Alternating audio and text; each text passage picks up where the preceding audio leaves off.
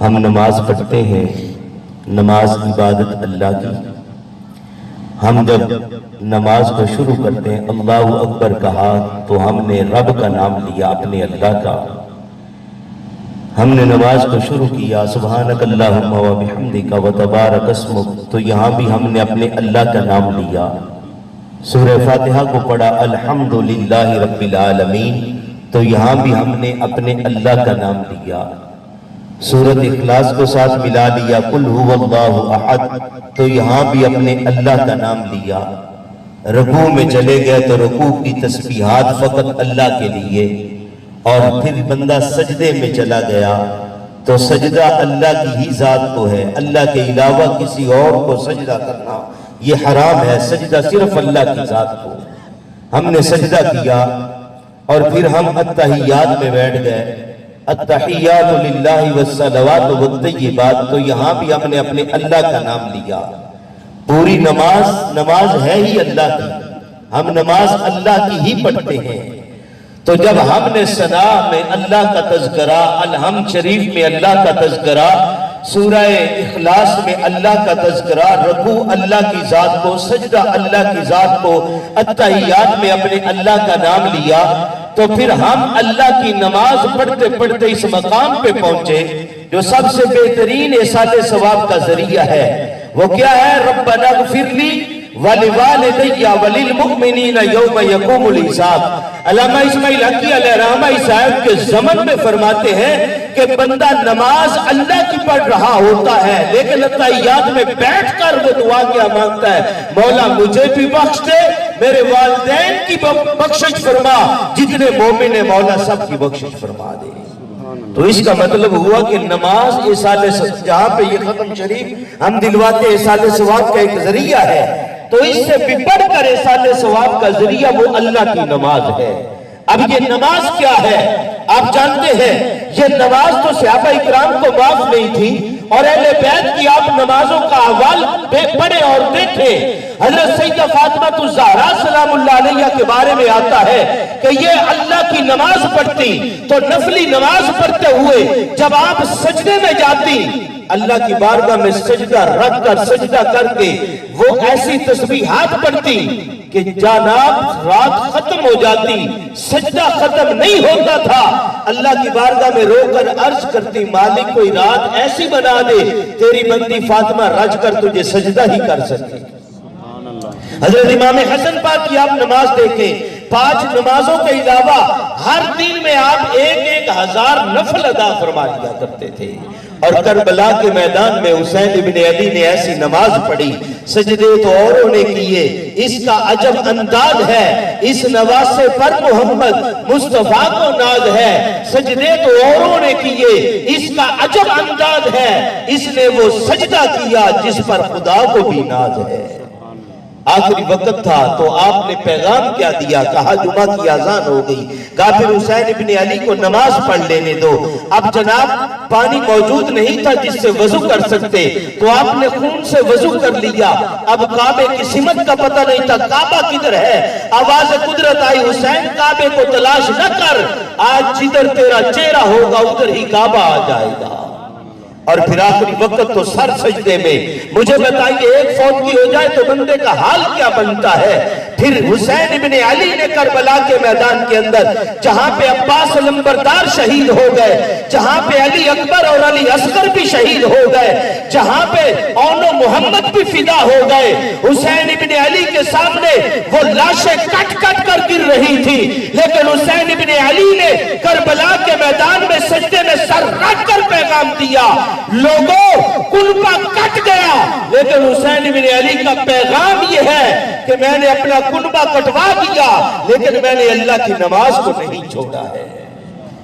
تہ خنجر بھی نماز پڑھ گئے اور سر تن سے جدا ہو گیا، تو یزیدی سر حسین کو لے جا رہے ہیں اور سر حسین نیزے کے اوپر تھا، تو کیا سنا کہ قرآن کی آواز آ رہی ہے۔ یزیدیوں نے کہا یہ قرآن کون پڑھ رہا ہے؟ جب توجہ کی تو کیا دیکھتے ہیں؟ سر حسین نیزے پر تھا، لب ہل رہے تھے، لبوں سے قرآن کی تلاوت ہو رہی تھی۔ وہ نیزے کے اوپر بھی قرآن کی تلاوت کر کے پیغام دے گئے، آج ہم نے شہادت حسین کو یاد رکھا، یاد رکھنا بھی چاہیے، واقعات کو یاد رکھا تو رکھنا بھی چاہیے، لیکن ہم نے پیغام حسین کو بھلا دیا، پیغام حسین کو ہم بھول گئے۔ پیغام حسین کیا تھا کہ آخری وقت بھی نماز پڑھ کر پیغام دے رہے ہیں، کنبہ کٹ گیا میں اللہ کی نماز پڑھ رہا ہوں، سر تن سے جدا ہو گیا لبوں پہ قرآن کے لفظ تھے، پیغام کیا دیا کہ سر کٹا ہوا ہے پھر بھی میں اللہ کا قرآن پڑھ رہا ہوں۔ آج ہم سمجھیں کہ کیا ہم نماز پڑھنے والے یا قرآن پڑھنے والے ہیں کہ نہیں؟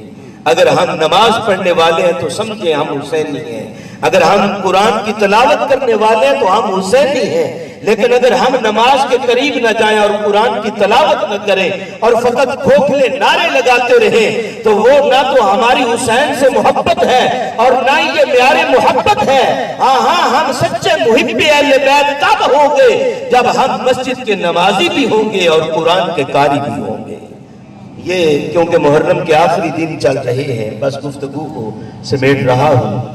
بعد کے واقعات کے اندر کہ جب یہ کربلا کا عظیم واقعہ اور یہ عظیم سانحہ ہو گیا تو کربلا کے بعد کی بات ہے، شہادتیں ہو چکے تھی اور کربلا سے واپسی کا سفر چل رہا ہے، اور صورتحال یہ تھی کہ سر حسین نیزے کے اوپر تھا، بعد بیویوں کو اونٹوں کی پشت پہ باندھ دیا گیا اور یہ قافلہ کربلا سے واپس مدینہ کی طرف پلٹ رہا ہے۔ راستے میں ایک مائی آ گئی، اس نے کہا قافلے والوں ذرا ٹھہر جاؤ، قافلہ رک گیا۔ اما بات کیا ہے؟ کہا میری خواہش ہے میں ان کو پانی پلانا چاہتی ہوں۔ اچھا، یزیدیوں سے پوچھا کہ مجھے اجازت دو میں اس لشکر کو پانی پلانا چاہتی ہوں۔ انہوں نے از راہ تمسخر اشارہ کیا سیدہ زینب سلام اللہ علیہا کی طرف، حسین ابن علی کی بہن سیدہ زینب کی طرف، کہ یہ اس قافلہ کی سالار ہیں، آپ ان سے اجازت دیں۔ وہ بوڑھی مائی روتی ہوئی سیدہ زینب کے پاس، یہاں رک کے ایک بات کرتا چلوں کہ حسین ابن علی کا صبر اور حوصلہ بڑا تھا، لیکن حسین ابن علی سے بڑھ کر جس نے صبر کیا ہے وہ کائنات میں ایک ہی ذات نظر آتی ہے اور وہ سیدہ زینب رضی اللہ تعالیٰ عنہ کی ذات ہے۔ حسین ابن علی کی ہمشیرہ کی طرف انہوں نے اشارہ کیا، وہ مائی دوڑتی ہوئی سیدہ زینب کے پاس جا کر کہنے لگی بی بی بیٹی مجھے اجازت دے میں پانی پلانا چاہتی ہوں۔ سیدہ زینب نے کہا اے اماں یہ پانی پلانے کا خیال تیرے دل میں کیسے آیا؟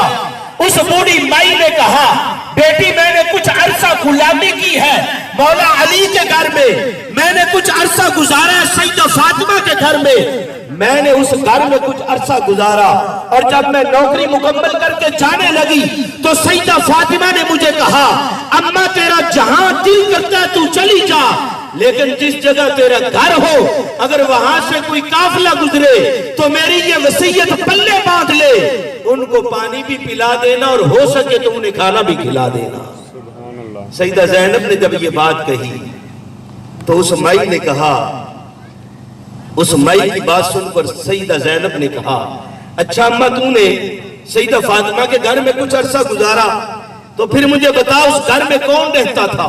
کہا وہاں ایک امام حسن تھے جن کو میں نے کھیلتے ہوئے دیکھا۔ اچھا اماں اس گھر میں اور کون رہتا تھا؟ کہا وہاں میں نے حسین ابن علی کو بھی کھیلتے ہوئے دیکھا۔ اچھا اماں وہاں اور کون تھا؟ کہا ایک ننھی سی زینب تھی جسے میں اپنے ہاتھوں پہ اٹھا کر لوریاں سنایا کرتی۔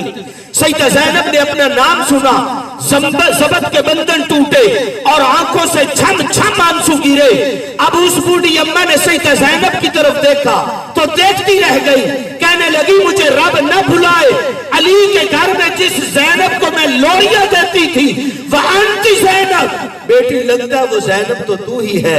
ہاں اماں میں وہی دکھیاری زینب ہوں۔ بیٹی پھر حسین کہاں چلے گئے؟ کہا اماں دیکھ سب سے اونچا سر تو تجھے نظر آ رہا ہے، وہ میرے ویر حسین کا سر ہے۔ پھر سیدہ زینب نے غلامی کو قبول کر لیا اور ساتھ دعا دی، اماں آج تو نے ہمیں اس مسافرت کے اندر پانی پلایا ہے، ہم اہل بیت یہ وعدہ کرتے ہیں کل قیامت کے دن ہم جنت میں بعد میں جائیں گے، پہلے تجھے جنت میں داخل فرمائیں گے۔ اللہ اکبر۔ یہ کربلا کے شاہ سواروں کا تذکرہ، بس گفتگو میری 3 منٹ سے پہلے ختم ہو رہی ہے۔ کربلا کے واقعے کو کئی سال گزر گئے، کئی سالوں کے بعد کی بات ہے، ایک یزیدی چلتا چلتا مدینہ شریف میں آ گیا۔ میں آپ کی سماعتوں کا طلبگار ہوں، آپ توجہ فرمائیں، بس گفتگو ختم ہے، آپ بھی عبث میں بیٹھے ہیں اور ٹائم بھی کافی ہو چکا۔ کربلا کے کئی سالوں کے بعد کی بات ہے، ایک یزیدی چلتا چلتا مدینہ شریف میں پہنچا، کہنے لگا مدینہ والوں میری کوئی مدد کرو۔ اب اس کے کپڑے پھٹے ہوئے، چہرے پہ گرد و غبار، اور اس کے بڑے گندے حال تھے، اور جو امام عالی مقام کے مقابلے میں آیا بھلا اسے اطمینان اور سکون کیسے ہو سکتا تھا۔ مدینہ والوں سے کہنے لگا میری مدد کرو۔ مدینہ والوں نے کہا کہ ہم بھی تیری مدد کر سکتے ہیں، لیکن اگر تو اپنے مانگنے سے بڑھ کر چاہتا ہے تو ایک سید کا بوا ہے، وہاں جانا تیرا کام ہے، تیرے مانگنے سے بڑھ کر عطا کرنا اس سید کا کام ہے۔ پوچھنے لگا اس کا نام کیا ہے؟ کہا اس کا نام امام زین العابدین ہے، جن کو بیمار کربلا بھی کہا جاتا ہے۔ یہ امام حسین کے بیٹے، اور اتنے بیمار تھے کہ یہ کھڑے ہوتے تو گر جایا کرتے تھے، اتنی نکاہت کا عالم تھا۔ امام زین العابدین کا نام سنا تو کانپ گیا، پھر دل میں سوچنے لگا کربلا کی اس بات کو کئی سال بیت گئے، ہو سکتا ہے ان کو وہ بات یاد نہ ہو۔ چلتا چلتا امام زین العابدین کے دروازے پہ پہنچا، آ کے دروازے کو کھٹکھٹایا۔ امام زین العابدین نے دروازے کو کھولا، فرمایا ذرا ٹھہر جا۔ بیٹھک کا دروازہ کھولا، وہاں اس کو بٹھایا، اور پھر اس سے پوچھا تجھے پیاس لگی ہوگی؟ کہنے لگا ہاں بڑا پیاسا ہوں۔